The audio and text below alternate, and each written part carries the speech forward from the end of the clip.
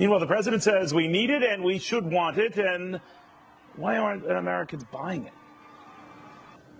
And I promise to be a president.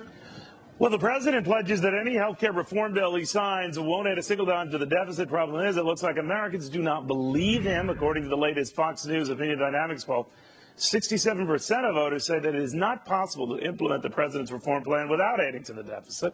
So what do our Fox Biz brainiacs think of that? Let's ask Jonathan Honey. We got Megan Carberry back, and Kristin Bentz, and Matt McCall. Kristin, what do you think? I think it's a bit of a mess, actually, and I think it's going to end up costing us a heck of a lot more money. So you buy what most Americans are saying, that this just doesn't add up? Oh, absolutely. I mean, anything this administration has done so far, in my opinion, is going to add tax dollars to you and me.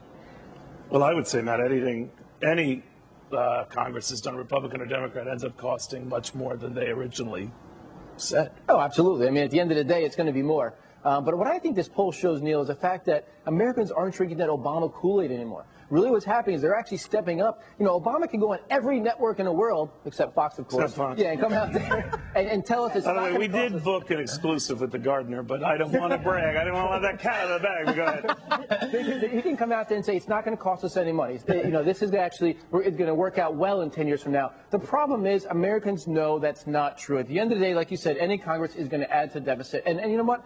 The poll shows it. Guys, do you think we should remove or X him out for not wearing a tie? Yeah, I don't know what's up with that. One time I don't wear a tie, and I get it. Rob, we might have to, because I love him dearly, but this is just a funny game. I'm kidding, I'm kidding. Bring him back, Rob, because we still like him. All right, I look at this, Jonathan, and think, wait a minute. The genie's out of the bottle. They're going to do this, and it's going to get expensive, and it's going to get a lot more expensive, and then what? Well, and then what indeed, Neil? I mean, Americans, honestly, they've seen the results of the entitlement programs. Forget Obama. Go back to the 1960s. As you pointed out, Medicare, which started as a $60 million program, now in a multi-$100 trillion program. And people understand that these entitlement programs we already have are broke. So I agree with Matt.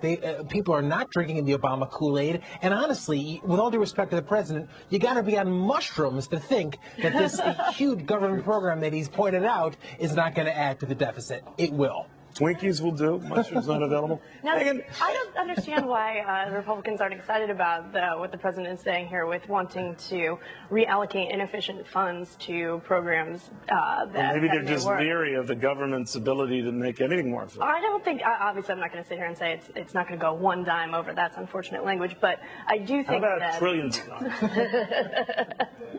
Right, yeah, not so much.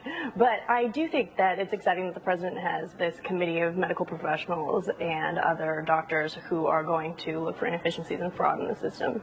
Well, we've also no hope springs eternal. I like the goals. I like what's happening. I just had never seen it. This would be, a real first, Kristin, if it succeeds. And Well, this president has logged a few firsts, if we could give him credit for that. I'm sorry? He's logged a few firsts, this president, if you could give him credit for that when people Well, he's logged a few big spending initiatives. A lot of Absolutely taxes. right. But, his predecessor spent a lot. We're knee-deep in all this government spending, and we've railed against that regardless. I just have yet to see a government initiative that has panned out. Medicare is the great example, Kristin. The fact of the matter is, Medicare, by its own proponents' math, is going to go broke in a decade. So that's hardly the poster child here. Right, and the system is inherently broken, and we're going to build on that. I mean, that just begs the question. And which bill is it? Is it the House bill that's Obama's bill? Is it the Senate bill? Which one? It's not a finished bill, we know that. All right, we're going to take a quick break here. For a president who keeps insisting he doesn't want to be in the car business or bank business, why is he going full throttle now into the education, college loan business, when Big Brother meets big college loans and all but takes him over? Read it and write. The government in deep and going deeper, despite protests from congressional leaders that they're really not in the business of overseeing businesses, even as they're all but running the car business, the bank business, the brokerage business, and soon maybe the healthcare business. The House passing a bill today that would all but push private lenders out of the federal college loan business. Now, who would move in? Ta-da! Uncle Sam. Jonathan, you worried? Neil, I am indeed very worried. I mean, the government creates these bubbles. We saw it with housing. Freddie, Fannie, the CRA, the Federal Reserve, they created the housing bubble. We saw with agriculture prices under President Bush, with ethanol, created a bubble in agriculture prices. So the president, I think, protests a little bit too much. If he doesn't want to be in these businesses, don't create yet another entitlement program. Unfortunately, that's the direction in which we're going this time with education. Megan, they're getting in kind of deep here, don't you think? It is a little bit deep for my taste, but I do think that there's something inefficient about the current system. If there's no risk for lenders with the government backing things, why not go with a direct relationship? Well, so just screw the private guys. Just have the government. Well, you know how great it is. Say it with a smile. That's kind of nice. We're going to take you all over and bury you.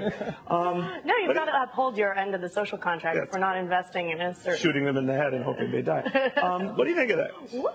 Well, you know, I just think it's interesting that the CBO even revised their numbers, that it's going to cost taxpayers an additional $50 billion over 10 years. Oh, man. These estimates. What's $50 billion? You know, those pesky kids at the CBO. They're all over the screwing map. up a good government takeover. But, you know, what Megan said, Matt, is getting to be the trend here that, look, if we see that companies aren't getting it done, we'll do it for them. Yeah, but the problem is, how are they going to do any better than the companies out there right now? That's my big concern. Jonathan brought up Fannie Mae.